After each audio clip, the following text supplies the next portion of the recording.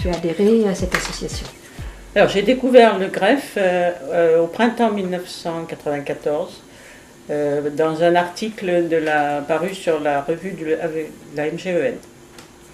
Et je me suis dit, tiens, c'est peut-être quelque chose qui te conviendrait. Je me suis donc renseignée et j'ai adhéré à l'automne 1994. Je suis entrée au greffe, je crois, en décembre 1997. J'avais entendu parler du greffe un petit peu par une amie, Marie-Claire Mechta, qui y était. Et puis je ne retrouvais plus la trace.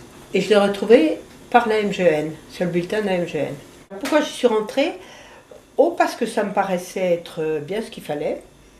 Je veux dire que l'aspect militant, moi je voyais un aspect militant qui me plaisait bien, que je connaissais pour ma part dans d'autres domaines, syndical ou pédagogique. Et puis l'idée de travailler dans des champs qu'on connaît, mais plus loin, m'intéressait bien. La charte qui m'a convaincue que c'était des actions intéressantes par les idées qui étaient à la base. Et puis par le fait que je me suis toujours intéressée à l'extérieur, aux problèmes du monde contemporain.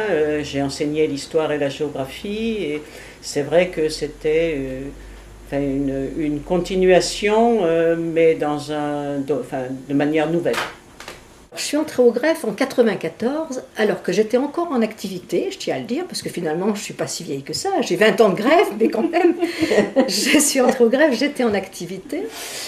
Et pourquoi j'y suis venue? Eh bien parce que je travaillais dans une zone d'éducation prioritaire de la région lyonnaise, où tout avait flambé en 90, et qui me semblait que c'était un certain militantisme d'être passé de la place des Jacobins, où j'avais une direction, à Vaux-en-Velin, et il me semblait que c'était la suite de ce militantisme-là que je venais chercher au greffe. J'avais connu beaucoup de communautés béninoises et turques, et beaucoup de communautés religieuses aussi à Vaux-en-Velin, et il me semblait que d'aller voir de près ces pays, ça allait... c'était une suite du travail que j'avais fait à Vaux-en-Velin. Alors je suis restée 14 ans au greffe. J'ai d'abord retrouvé des choses que je connaissais d'avant, du travail en équipe par exemple, que je trouvais important, et puis des relations intéressantes et sympathiques, des amitiés. Et puis le fait de travailler sur un projet, de le monter et de le mener jusqu'à un morceau de réalisation au moins, m'a paru tout à fait intéressant et différent de ce qu'on connaît généralement dans l'enseignement. En même temps, il y a eu aussi des frottements par moments, c'est peut-être pas sans intérêt. J'y ai trouvé un certain épanouissement personnel, incontestablement, des ouvertures disons que j'ai trouvé des choses que je connaissais théoriquement, mais que j'ai pu voir concrètement. Par exemple, quand je suis allée en Arménie, je savais, pour avoir lu dans les journaux comment s'étaient passées les privatisations ou les choses de ce genre, mais quand je suis arrivée en Arménie, j'ai vu la réalité et le concret. Donc de ce point de vue-là, de même quand je suis allée à Bethléem, on est passé trois mois la mission. Bon, le problème israélo-palestinien, je l'ai touché de près et je crois que j'y ai compris un certain nombre de choses qui m'accompagnent dans les jugements que je peux avoir maintenant sur la situation. Qu'est-ce que j'ai appris au greffe? Eh bien, ce que je disais un petit peu, cette ouverture culturelle que je n'avais pas, que je ne connaissais pas de près. Je trouve qu'aller travailler avec les gens, c'est ce qui permet de connaître le mieux les cultures des autres, la culture des autres et leur façon de vivre et leurs valeurs aussi. Moi j'ai découvert des valeurs qu'on avait complètement perdues en France, par exemple au Bénin, dans la brousse, le respect des autres, l'attention aux autres, voilà, des séances sous l'arbre à palabres, dans un silence complet, où chacun demandait la parole, s'inscrivait pour un ordre de parole, enfin des choses qu'on a complètement perdues en France, et puis ce respect des autres, cette attention aux autres qu'on a un peu perdu en France aussi. J'ai appris ça. J'y ai trouvé beaucoup d'amitié, bien sûr. En 20 ans, j'ai des amis à la vie, à la mort, et ça c'est fort aussi. Hein. C'est quand même, on est dans une communauté de gens qui ont des points communs. J'ai longtemps cherché quel était le dénominateur commun des gens du greffe. J'ai un peu quelques réponses, je ne suis pas très sûre de moi, mais j'ai quelques réponses. Il y a des gens très différents, mais il me semble que c'est quand même une communauté d'idées et de militantisme qui me plaît bien, qui me convient. Ayant adhéré en 1994, je suis allée pour la première fois à des journées nationales en 1995 à Villeneuve-d'Ascq, mais on était toujours avec Grenoble. Et puis en 1996, aux Journées nationales de Nantes, il a été décidé que dans Rhône-Alpes, il y aurait désormais 2 groupes, un à Grenoble, un à Lyon, et qu'il y aurait un groupe à Clermont-Ferrand. Donc le groupe unique est devenu 3, c'est la Trinité. Régionalement, j'ai donc été dans la région de Lyon, mais je n'ai pas été responsable, on me l'a proposé, mais je ne me sentais pas du tout faite pour ça. Donc les responsabilités que j'ai eues, c'est dans des missions. J'ai été dans des missions dans 2 pays, au Liban, puis en Haïti, beaucoup plus longuement. Et en Haïti, à partir de 2004, j'ai été responsable pays pour Haïti, c'est-à-dire responsable des différentes missions qui y avaient lieu. D'autre part, il y a eu des commissions par-ci par-là dont j'ai dû faire, mais ce n'était pas des responsabilités vraiment importantes. Je n'ai pas été nommée par le groupe, mais par une des fondatrices du greffe, qui m'a fait confiance. Et c'est quelque chose que j'ai apprécié au greffe en particulier, c'est que j'y ai trouvé des gens qui m'ont fait confiance et qui m'ont permis de faire des choses. Donc, d'être délégué régional, quand la fonction a vraiment existé, parce qu'au départ on n'avait pas ce nom-là, mais enfin progressivement on les a appelés délégués régionaux. J'ai donc été délégué régional pendant 6 ans, et je crois que c'est là que j'ai fait le plus pour le greffe d'une façon générale. J'ai aussi été pendant 3 ans seulement au conseil d'administration, et je n'ai pas poursuivi pour des raisons familiales. J'ai été déléguée régionale pendant 3 ans. J'ai été responsable d'action, puis responsable pays au Liban. J'ai été responsable du domaine des actions. Qu'est-ce que j'ai fait encore? J'ai été administratrice et vice-présidente pendant 3 ans. Et puis j'ai travaillé dans des commissions dans la région, je travaille encore donc, dans des commissions, je travaille là sur 2 chantiers, la recherche de fonds privés d'un côté, et puis l'histoire du greffe d'un autre côté, voilà, et tout ça, ça fait du lien, j'aime bien faire du lien entre tout ce qui se passe au greffe.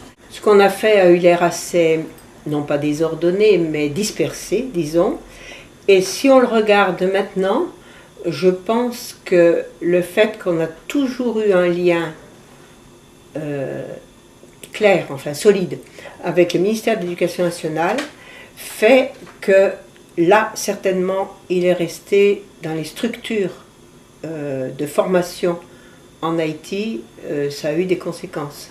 Et ça encore, il y a des organismes qui demeurent. Je ne suis pas retournée sur place, mais par exemple, je sais que l'Institut France Formation existait encore et il n'y a pas très longtemps, et je pense qu'il a perduré avec des équipes nouvelles, mais des gens qui sont allés en Arménie m'ont dit qu'ils avaient retrouvé, donc elles ont pu assurer la pérennité.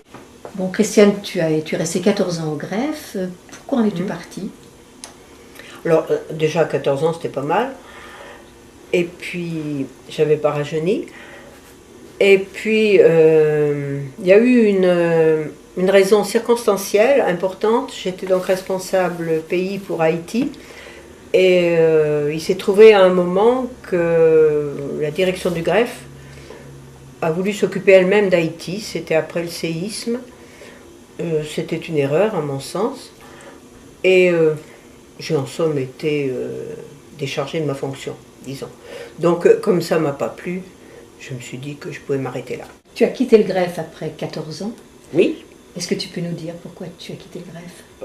Pour plusieurs raisons. Je me posais un certain nombre de questions.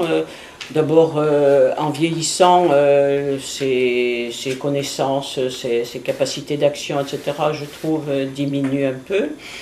On est parfois un peu déphasé avec l'évolution du monde qui nous entoure.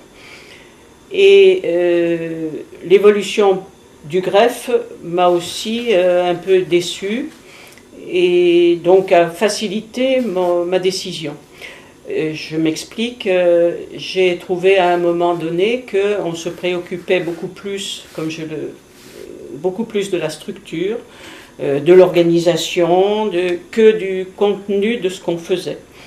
Et les suspicions du siège qui pensait que la région Rhône-Alpes-Lyon prenait trop d'importance dans le greffe et voulait s'attribuer peut-être un rôle autre que celui d'une région, m'ont conduite à décider de quitter le greffe.